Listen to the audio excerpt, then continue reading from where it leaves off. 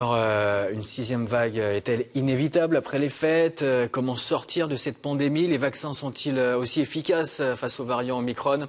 On attend vos avis sur le compte Telegram d'RT France. Tout de suite, c'est le débat. Et sur ce plateau, l'infectiologue Pierre Tadevin, bonsoir. Vous êtes le chef des maladies infectieuses au CHU de Rennes, présent également pour évoquer cette cinquième, voire sixième vague. Arnaud Chiche, réanimateur, anesthésiste en direct d'Hénin Beaumont. Vous êtes le fondateur du collectif Santé en danger.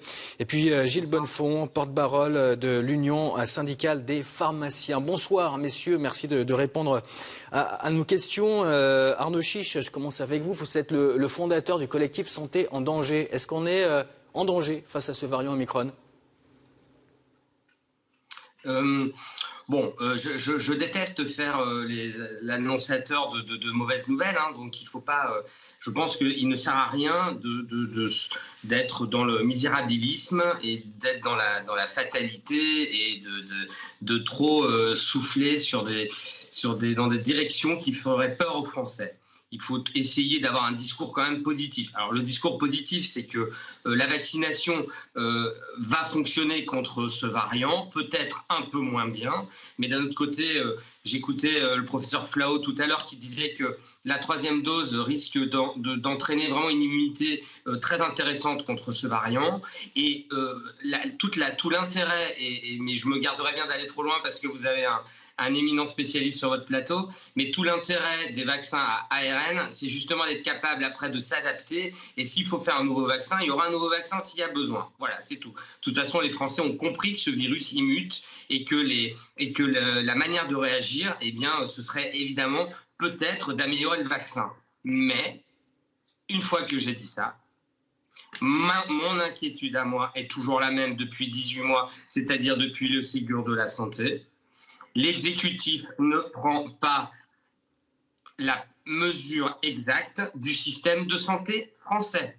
Voilà, donc j'ai l'impression de répéter ça comme un perroquet depuis des mois et des mois et des mois et des mois. Aujourd'hui, par exemple, à Draguignan, dans des villes comme Draguignan, comme Laval, il y a des services d'urgence qui sont fermés ou alors qui ferment la nuit. Il nous manque des lits à l'hôpital, des lits d'aval, il manque du personnel.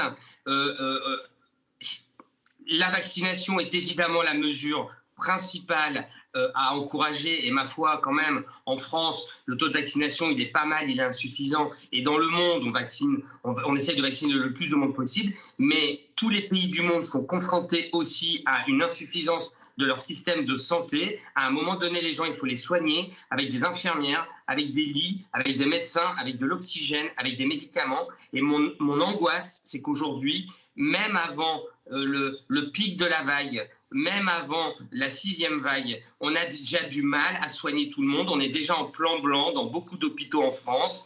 On est déjà dans certains hôpitaux en train de déprogrammer. Et donc, si vous voulez, je trouve complètement schizophrénique. Nous, on analyse, hein, donc c'est normal. Voilà, mais de la part de l'exécutif, je trouve schizophrénique d'informer les Français sur les vagues à venir et sur les pics possibles et sur les mesures à prendre pour Noël, sans annoncer aux Français qu'ils avaient pris conscience des insuffisances et de l'état d'épuisement et l'état des soignants de France, parce que malgré tout, on peut tourner le problème dans tous les sens. À un moment donné, il faut quand même être capable de soigner les gens, car même s'ils sont complètement vaccinés, on sait bien que des problèmes à l'hôpital. On se souvient également, hein, un lit sur 5 ferme à l'hôpital. Olivier Véran en avait parlé récemment. Pierre Tadevin, je me tourne vers vous. Cette sixième vague, on commence à en parler alors qu'on est simplement dans la cinquième vague. Est-ce qu'on ne met pas un peu la charrue avant les bœufs du côté de la PHP ? Alors c'est vrai que la sémantique est un peu étonnante parce qu'on ne sait pas si ça va être une sixième vague ou si ça va juste être la continuité de ce qu'on vit actuellement. Mais ce qui est certain, c'est que le Omicron va prendre la place du Delta. Il l'a fait dans les autres pays et il va le faire en France aussi. Et on a entendu Arnaud Chiche qui parle d'un problème au niveau du système hospitalier au-delà de la pandémie. Est-ce que vous, au CHU de Rennes, vous vivez ça également ? Absolument, c'est un constat généralisé, c'est-à-dire que cette cinquième vague arrive sur des systèmes de santé qui sont en tension, qui avaient déjà du mal à faire face. On parle beaucoup de tension, pourtant j'ai envie de rappeler quand même une étude, je me permets de vous couper, on se souvient d'un rapport qui a fait grand bruit fin octobre de l'ATIH, l'Agence technique sur l'information sur l'hospitalisation. Selon l'étude, il y a eu seulement 2% de patients Covid en 2020 et 5% en réanimation. Donc une sixième vague vraiment, j'ai envie de dire ? Avant même cette vague de Covid, on avait déjà des problèmes parce qu'il y a des services d'urgence confirmés, parce qu'il y a des manques de personnel dans certaines unités, notamment en réanimation. Donc c'est vrai qu'il faut revoir le dimensionnement de notre système de santé. C'est vraiment un constat partagé par tous sur le terrain. Alors, on revoit le dimensionnement de notre système de santé en passant par les pharmaciens. Je me tourne vers vous, Gilles Bonnefond. Les pharmaciens sont appelés à vacciner les dimanches. Vous avez dit récemment que vous alliez demander du renfort au ministre de la Santé, que vous ne pouviez pas vacciner sans prise de rendez-vous. Est-ce que vous avez été entendu, écouté par Olivier Véran ? Pour l'instant, le dossier est à l'étude. En fin de compte, ce qu'il faut comprendre, c'est que on vaccine en ville, les pharmaciens, 60% des injections Covid. Bon, déjà, c'est un travail énorme. On a fait 4 millions d'injections contre la grippe, 17% de plus que l'année dernière. Et surtout, on dépiste 3 millions de personnes par semaine. Autant dire que la pression est forte, en plus du travail normal de fond, de renouvellement des ordonnances et des épidémies liées à l'hiver. Donc, nous, bien évidemment, on a bien conscience du danger qui est devant nous. On se mobilise. Mais ce que l'on dit, c'est que l'effort doit être partagé avec les infirmiers, avec les étudiants en médecine, avec les médecins, parce que s'il y a des volontaires pour le dimanche, eh bien, si on doit venir en renfort des centres de vaccination, on veut bien être volontaire, mais il faut que l'effort soit partagé. Et donc, pour qu'il soit partagé, on demande la possibilité de considérer la pharmacie comme un centre de vaccination, ce qui permet de régler un certain nombre de problèmes de recrutement et de recrutement dans des durées très courtes. Quand vous recrutez quelqu'un pour un dimanche matin, faire un contrat de travail, payer des charges sociales, et tout ça est trop compliqué. Donc, voilà, on dit facilitez-nous la tâche et les pharmaciens qui seront volontaires feront ce travail parce que la vaccination, je crois que tout le monde a bien compris que ce vaccin était efficace contre le Delta. C'est le Delta qui circule aujourd'hui. Même si demain, il doit être remplacé par l'Omicron, mais pour la fin de l'année, c'est le Delta qui peut faire des dégâts, donc il faut se vacciner. C'est efficace contre l'Omicron, et après on verra la stratégie vaccinale un petit peu plus tard. Mais pour l'instant, l'objectif, c'est de vacciner tout le monde avec cette troisième dose pour les plus de 65 ans. Et je crois que le message aussi qui est important, c'est de se dépister avant les fêtes. Alors, ne venez pas en pharmacie si vous n'avez pas de symptômes. On est déjà débordé. Donc, prenez des autotests. Juste avant la réunion familiale, vous vous testez, c'est facile à utiliser. Si c'est positif, c'est dommage. La réunion, vous devez être exclu de la réunion pour ne pas infecter tout le monde. Et si vous êtes négatif, ben vous continuez quand même à prendre des précautions. Vous vous embrassez pas, vous vous lavez les mains, et puis vous faites attention pour pas justement contribuer à la circulation du virus dans cette période où il est à un niveau très élevé. Quand on vous écoute, on a l'impression de revenir à il y a un an, pratiquement jour pour jour, où on entendait toutes ces précautions, ces mesures, le fait de se faire vacciner également. On est nombreux à être vaccinés et pourtant le virus est toujours présent et la cinquième vague est forte. On parle même de sixième vague. Est-ce qu'il n'y a pas un paradoxe ? On est vacciné, mais il y a quand même énormément de cas, Pierre Tadevin. La situation, c'est qu'on a cet hiver un variant qui est plus contagieux, le Delta, et un derrière qui le sera encore plus. Et puis qu'on arrive un peu au bout de l'efficacité de la primo-vaccination qu'on a tous fait au premier semestre 2021. Enfin, beaucoup de gens l'ont fait à ce moment-là. Et donc, on arrive à la fin du deuxième semestre. Et justement, se faire vacciner tous les 5 mois à force, est-ce que c'est vraiment un vaccin ou c'est plus un traitement ? Non, on a bon espoir, d'après ce qu'ils ont mesuré avec les anticorps chez les gens qui reçoivent la troisième dose, de ne pas avoir besoin de le faire tous les 6 mois. Il en faut une troisième. C'est une dose de rappel, c'est vraiment... Parce que le professeur Delfraissy, il n'a pas vraiment dit ça dernièrement. D'ailleurs, on peut peut-être juste voir ce qu'a dit le professeur Delfraissy. Oui. Puis après, je me souviens de son intervention. Je me retourne vers vous, Pierre Tadevin. J'entends parfois que la vaccination contre le Covid, ce sont 2 injections et un rappel. Moi, je vous dis aujourd'hui que je ne sais pas. Pour l'instant, c'est un rappel, mais peut-être qu'il en faudra un deuxième, je ne sais pas. C'est un point important dans une crise de ce type. Je pense qu'il faut qu'on dise tout ce qu'on sait. qu'on le mette sur la table pour qu'on partage ce qu'on sait et ce qu'on ne sait pas. Donc on parle de la 3e dose en ce moment. Le professeur Delfraissy évoque une 4e dose et en l'espace de peu de temps, il dit quand même 3 fois « je ne sais pas ». Oui, mais il a raison de le dire. En fait, ça ne veut pas dire, il ne dit pas qu'il va falloir le faire tous les 6 mois. La plupart des vaccins, ce qu'on fait aux enfants, on fait 2 injections, on fait un rappel 6 mois après, et puis il faut faire quelques années plus tard. Et c'est quelque chose qu'on découvrira avec le recul. Quand on aura suivi les anticorps des patients, on saura s'il faut réinjecter à 1 an, à 2 ans, à 5 ans. Mais ce n'est pas parce qu'il faut le faire à 6 mois maintenant qu'on aura besoin de le faire tous les 6 mois. Ça, c'est un message important. En tous les cas, vous comprenez quand même les Français qui se posent beaucoup de questions et qui sont un peu déconcertés, décontenancés quand on voit tout ça. Oui, et surtout, c'est vrai que ce qui nous a pas aidé, c'est que le vaccin est sorti en urgence et que donc les schémas nécessaires n'étaient pas connus. On savait qu'il fallait en faire 2 pour avoir beaucoup d'anticorps, mais on ne savait pas, quand on a démarré, qu'il faudrait le refaire à 6 mois. Et ça aurait été beaucoup mieux accepté, probablement, si on avait dit aux gens, on commence avec 2 et dans 6 mois, on vous rappellera. Et on ne pouvait pas le dire parce qu'on ne le savait pas, et Jean-François Delfraissy le dit bien. Donc il faut que les Français comprennent qu'il y a des choses qu'on découvre en cours de route. Et en même temps, Arnaud Chiche l'a dit, et c'est vraiment important, on a, avec cette 3e dose, une très bonne efficacité qui protège nos hôpitaux, qui nous protège contre le Omicron. Selon une étude britannique, on parle de 75% d'efficacité face au variant Omicron. Justement, je me tourne vers vous, Arnaud Chiche. Est-ce qu'on a suffisamment de recul? Ce variant Omicron, on le connaît depuis quoi? Une quinzaine de jours. Il est apparu en Afrique du Sud. Là, on parle déjà d'une efficacité à 75%. Est-ce qu'on a suffisamment de recul pour se dire c'est bon, 75%, on peut recevoir cette 3e dose et on va être protégé face au variant Omicron? On manque un peu de temps. Vous savez, il faut bien comprendre qu'on manque de temps encore pour avoir ces réponses-là. C'est pas pour gagner du temps, par contre, qu'on vous dit ça. C'est la vérité. Vous savez bien comment ça se passe, le Covid. On a les infos un peu au fur et à mesure. On est en train de vivre une épidémie en live.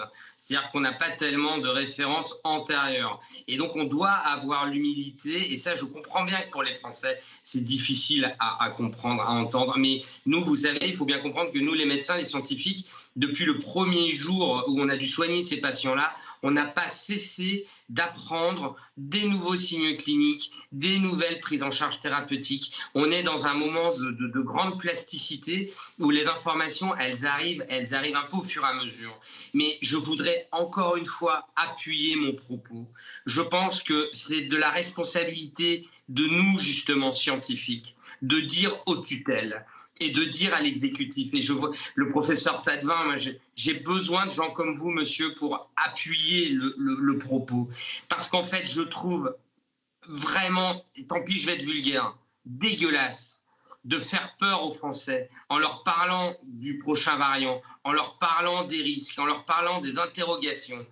Mais les tutelles aujourd'hui, elles ont une obligation, c'est de dire qu'elles vont faire un grand plan santé pour dire aux Français, on sait que votre santé sera garantie avec des soignants qui arrêteront d'être débordés. De la santé, les 19 milliards, c'est pas un grand plan? Eh bien, écoutez, monsieur, j'aurais tant aimé. Mais il faut comprendre que depuis le Ségur de la santé, ça s'est même aggravé. Parce qu'en fait, ce qui a été fait a été mal fait. Je ne sais pas comment ils ont dépensé ces milliards-là, mais aujourd'hui, les résultats sont là. Il n'y a jamais eu autant de lits fermés en France. Il n'y a jamais eu autant de services d'urgence fermés. Il n'y a jamais eu autant de médecins qui quittent les hôpitaux. Demandez à M. Tadevin, dans les CHU, il manque des médecins partout. Donc, soit l'État a l'honnêteté de dire le Ségur est insuffisant, on en a pris conscience, on va faire mieux. Puis vous savez, on parle beaucoup de l'hôpital et des CHU, mais je vois mon collègue pharmacien, on peut transposer exactement la même réflexion pour la ville, pour tous les métiers de la ville. Interrogez les médecins généralistes aujourd'hui. Parfois, ils ont 30%, 40% de leur temps administratif. On les embête avec des fichiers administratifs à remplir. C'est autant de temps qu'ils n'ont pas pour aller voir. Alors du premier confinement, on a beaucoup parlé de la surcouche administrative qui a beaucoup été un frein à tout ce qui s'est passé lors du premier confinement. Je me tourne vers vous, Gilles Bonnefond. Vous avez dit tout à l'heure, avant les fêtes de fin d'année, allez vous tester, respecter les gestes barrières. Justement, le Conseil scientifique a publié aujourd'hui son avis sur la situation épidémique en cette fin d'année et recommande donc de limiter le nombre de personnes à table au repas de Noël, de s'assurer que les convives aient bien reçu leur dose de rappel. Ça rappelle pas un peu quand même ce qui s'est passé l'an passé, papy et mamie mangent la bûche dans la cuisine, le côté infantilisation, est-ce que ça va pas revenir sur le devant de la scène? Je ne pense pas que ce soit de l'infantilisation. C'est de rappeler simplement des bons réflexes de distanciation sociale, d'hygiène, de faire attention, de ne pas embrasser. Je crois que c'est du bon sens. On sait que le virus se transmet comme ça. Donc on réexplique, on rappelle. Justement, les Français, ça veut dire que les Français ils ont complètement oublié ça ou... Oui, ils ont relâché. On s'est relâché, on a enlevé les masques plus tôt, on a moins fait attention, on commence à se rembrasser, on fait des soirées, on commence à faire des pots, etc. On va faire la bamba, a dit Martin Hirsch. Oui, mais c'est simplement, quand le virus ne circule pas, on peut retrouver une activité quasi normale. Quand le virus circule, il faut retrouver les bons réflexes. Là, le virus, il n'a jamais circulé aussi vite et aussi fort, avec, comme vous le disiez, un variant Delta beaucoup plus contaminant. Donc, on reprend les bons réflexes et on évite de propager le virus. Et donc, ce que on doit comprendre, c'est que la vaccination n'est pas une porte qui se ferme et qui empêche le virus de rentrer dans le corps. Sauf que quand il rentre, eh bien, on a l'outil pour l'attaquer beaucoup plus vite. Donc, on est moins contaminant parce que sa charge virale diminue. Et puis, on a moins de risques de se retrouver aux urgences et en service de réanimation à l'hôpital. Mais ça n'empêche pas de l'attraper. Il vaut mieux ne pas l'attraper. Et donc, pour ne pas l'attraper, eh bien, et pour éviter la circulation, les gestes barrières, voilà, il faut le rappeler. Vous savez, juste avant les vacances de Toussaint, on a dit aux enfants, vous pouvez enlever le masque. Il n'y avait pas de circulation du virus. Manque de chance, juste à la rentrée, il faut remettre le masque. Et donc, on voit bien que c'est un effort pour les gamins de se remettre avec le masque. Et donc, tout ça, c'est très difficile à gérer parce qu'on est dépendant d'une chose qu'on ne maîtrise pas, c'est la circulation du virus et sa virulence. Voilà, donc on s'adapte. Et je trouve, franchement, pas mal d'agilité. Alors, on peut le regretter, c'est ce que disait le docteur Chiche, hein, on fait le constat que ça manque de moyens depuis très très longtemps. Sauf que là, on a 10 jours pour essayer de casser, de faire que le plateau redescende, parce qu'on se sera bien organisé entre nous, vaccinés, gestes barrières, distanciation sociale, et pas qu'après les fêtes de Noël, eh bien, on ait des dépistages massifs, des positifs, et une augmentation de séjours à l'hôpital au mois de janvier. Voilà, c'est ça l'enjeu. Visiblement des restrictions sanitaires supplémentaires, il l'a dit Olivier Véran ce week-end dans les colonnes du Parisien. Il n'y a pas de reconfinement de prévu, mais rien n'est impossible. Il faut lire entre les lignes. S'il commence à parler de reconfinement, même s'il dit qu'il n'y a pas de reconfinement de prévu, c'est pour préparer la population à un confinement, c'est ça ? Moi, je vois plutôt ça comme de l'honnêteté, c'est de dire qu'on ne sait pas ce qui va se passer. Il faut faire attention, éviter ça. Et je pense que toutes les règles qui sont proposées par le Conseil scientifique, là, c'est pour essayer d'éviter pire. Et on peut y arriver. On revaccine bien tout le monde, on fait attention pendant les fêtes et on peut espérer que ce soit suffisamment raisonnable au mois de janvier pour qu'on puisse garder cette façon de vivre qu'on a actuellement en attendant des jours meilleurs. Et donc éviter cette sixième vague que prédit Martin Hirsch. Le mot de la fin pour vous rapidement, Arnaud Chiche. Cool. J'avais pris une petite note en écoutant vos invités. Moi, c'est bien que de réaffirmer les gestes barrières, l'aération, d'encourager la vaccination. Tout ça, c'est des mots-clés. Je suis à peu près certain que les Français n'ont pas oublié ce que c'était les gestes barrières et qu'ils vont faire gaffe à Noël. Par contre, je suis absolument certain que l'État français a oublié ses soignants. En cela, il est malhonnête. Vous avez levé la main, Gilles Bonnefond, rapidement. Ouais, un petit mot d'optimisme. Moi, je trouve que les Français se sont bien comportés. On a quand même plus de 52 millions de Français qui se sont vaccinés. Il en reste encore entre 5 et 6 millions qui ne sont pas vaccinés. Qui aurait parié un tel résultat au mois de mai? Donc, j'ai une prise de conscience de la part des Français de bien se protéger contre ce virus, parce que ce virus est dangereux. Et 120 000 morts en France à cause de ce virus, eh bien, c'est quelque chose qui doit interpeller, parce que c'est 120 drames familiaux, 120 décès dans des conditions extrêmement difficiles, et on voit que ce virus commence à attaquer les jeunes. Donc, voilà, je trouve que par rapport à d'autres pays, eh bien, les Français se sont assez bien mobilisés contre ce virus.